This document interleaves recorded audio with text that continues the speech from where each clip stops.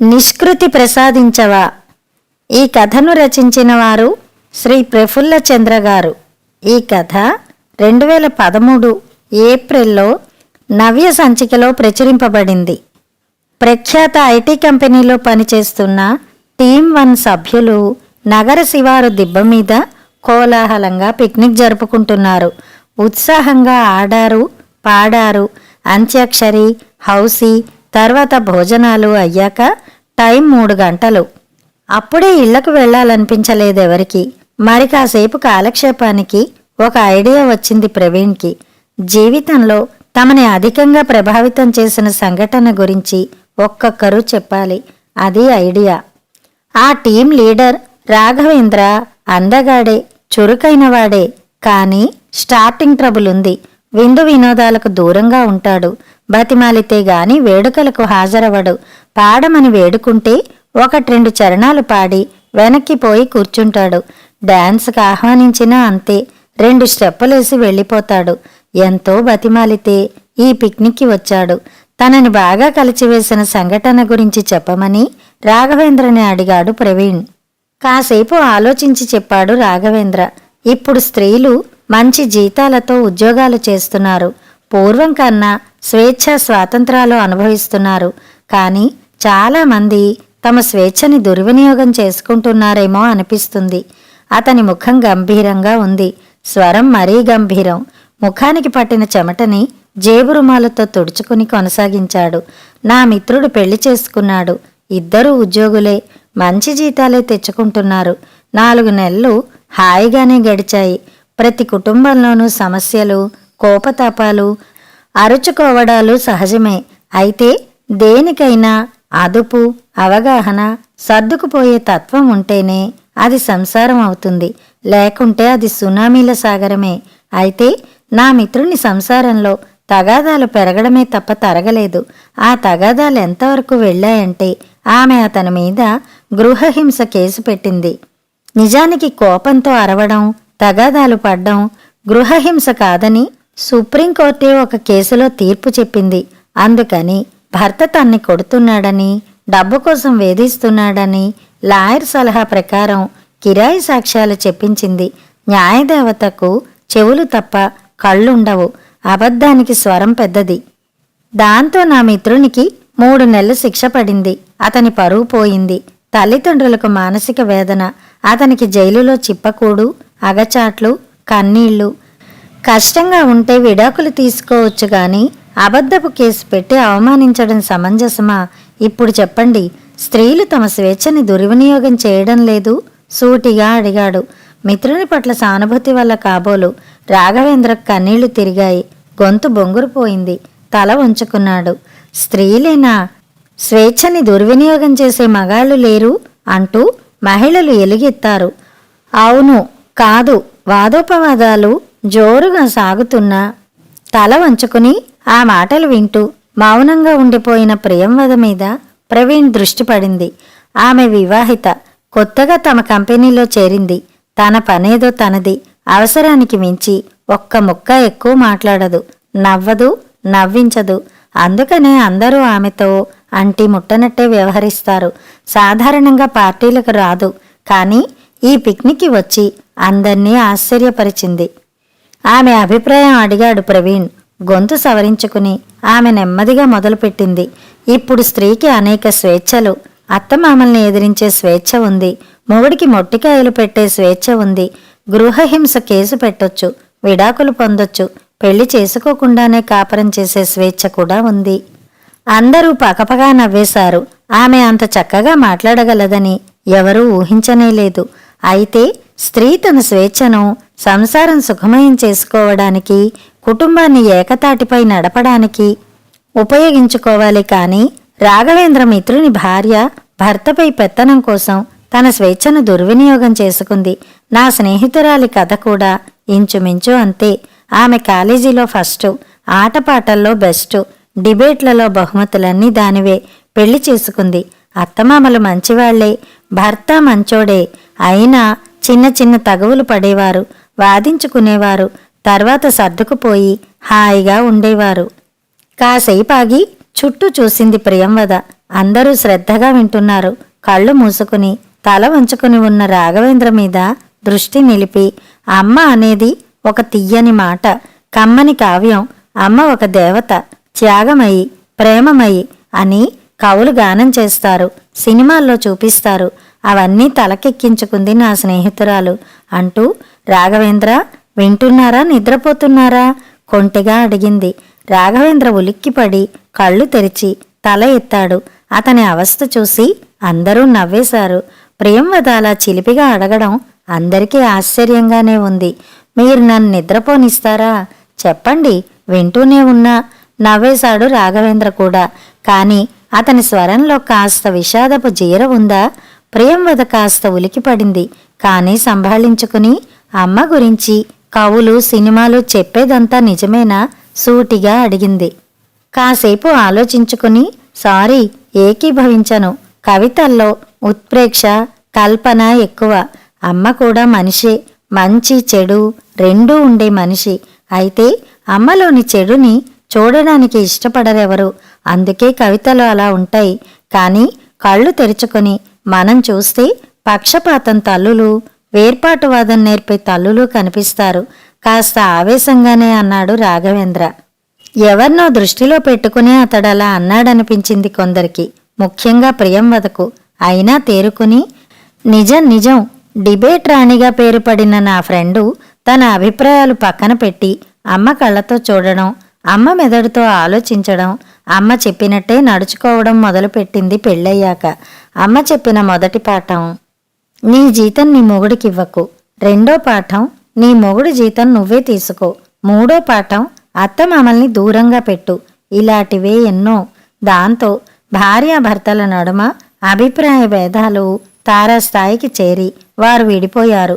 పునశ్చరణ చేసుకుంటున్నట్టు కాసేపాగి దీర్ఘంగా నిట్టూర్చి చెప్పింది ప్రియంవద. ఉద్యోగంలో ఎన్నో సమస్యలు పరిష్కరించింది. డిబేట్లలో ప్రత్యర్థుల్ని చీల్చి చెండాడింది. అయితే ఏం లాభం? ఆమె అమ్మ కూచి అమ్మ మాట విని కాపురం కూల్చుకుంది. రెండోసారి కూడా అమ్మ ఎంపిక చేసిన వాడినే పెళ్లి చేసుకుంది. అతగాడు మొరటోడు, ఆమె జీతం లాక్కుంటాడు. కానుకలిమ్మని అత్తని ఆలిని తిడతాడు, కొడతాడు కూడా. వాడితో జీవితం నరకమే. దేవుణ్ణి వదిలి దెయ్యాన్ని కట్టుకున్నట్టు అయిందామె పరిస్థితి. ప్రియంవద చెప్పడం ఆపింది. రాఘవేంద్ర, ప్రియంవద వేర్వేరుగా చెప్పినా ఇద్దరు చెప్పింది ఒకే కథలాగా అనిపించింది అందరికీ. కూతురు కాపరాన్ని కూల్చేసే దుర్మార్గపు తల్లులు కూడా ఉంటారా అని పెళ్లి కాని ప్రసాద్ అనుమానం. కూతురు కాపరం కూల్చేయాలని ఏ తల్లి అనుకోదు ప్రసాదు. కానీ కూతురు సుఖం కోసం తల్లి ఇచ్చే సలహాల వల్ల కూలిపోతాయి. అమ్మలు పెద్దగా చదువుకున్న వాళ్ళు కాదు. వాళ్ల పరిచయాలు, ఆలోచన పరిధి, సమస్య పరిష్కార సామర్థ్యం చాలా తక్కువ. పైగా ఉమ్మడి కుటుంబాల్లో తాము పడిన కష్టాలు కూతురు పడకూడదనుకుంటారు. అందుకే భర్తని గుప్పిట్లో పెట్టుకోమని, అత్తమామలు ఆడపడుచుల్ని దూరంగా పెట్టమని కూతురికి నూరిపోస్తారు. అలా కాక కూతురు కాపురంలో తలదూర్చకుండా సమస్యల్ని కూతురే స్వబుద్ధితో పరిష్కరించుకునే విధంగా తల్లులు సహకరిస్తే ఎన్నో కాపురాలు బాగుపడతాయి చెప్పాడు రాఘవేంద్ర. టైం 5 అయింది. అందరూ టీ తాగారు. ఇంక వెళ్ళిపోదాం అనుకునేలోగా రాఘవేంద్రకు దగ్గరగా జరిగి ఒక చిన్న సందేహం తీర్చితే మన ఆఫీసులోని అమ్మాయిలందర్నీ రక్షించిన వారు అవుతారు అన్నాడు ప్రవీణ్. అర్థం కానట్టు ముఖం చిట్లించాడు రాఘవేంద్ర. మీరు ఒంటరిగా ఉంటున్నారు. మీకు పెళ్ళయిందా లేదా? పెళ్లి కాకపోతే లైన్ వేయడానికి మన ఆఫీస్ అమ్మాయిలంతా ఓ తెగ ఇదైపోతున్నారు కొంటెగా అన్నాడు ప్రవీణ్. అందరూ పకపక నవ్వేసి ఆసక్తిగా అతని వైపు చూశారు. సారీ, నాకు పెళ్ళయింది గంభీరంగా అన్నాడు రాఘవేంద్ర. కానీ మీరు ఒంటరిగా ఉంటున్నారు. ఆమె పోయింది. అందరూ గతుక్కుమన్నా ప్రవీణ్ ప్రయత్నం వీడలేదు. క్షమించాలి, భార్య చనిపోతే పోస్ట్ ఖాళీ అయినట్టే కదా, అప్లికేషన్ పెట్టాలని కొందరి ఆశ. రాఘవేంద్ర గాంభీర్యం సడలింది. ఎవరైనా సరే వచ్చే జన్మ వరకు ఆగవలసిందే అని నవ్వేశాడు. ఈ కాలం అమ్మాయిలకు తొందర ఎక్కువ. వచ్చే జన్మ వరకు ఆగలేరు. మిమ్మల్ని నొప్పించి అయినా ఒప్పించాలని రేపటి నుంచే మీ ఇంటికి డైరెక్ట్గా వచ్చేస్తారు. ప్రవీణ్ మాటలకు అందరూ పడి నవ్వేశారు. ఆదివారం సాయంకాలం కోనిరాగం తీస్తూ టీ కప్పుతో కిచెన్లోంచి హాల్లోకి వచ్చిన రాఘవేంద్ర అక్కడి సోఫాలో కూర్చుని ఉన్న ప్రియంవదని చూసి నిర్ఘాంతపోయాడు. టీ కప్పు టేబుల్ మీద ఉంచి కంగారుగా కిచెన్లోకి వెళ్ళి ఫ్లాస్క్లోని టీ మరో కప్పులోకి వంచి హాల్లోకి తెచ్చాడు.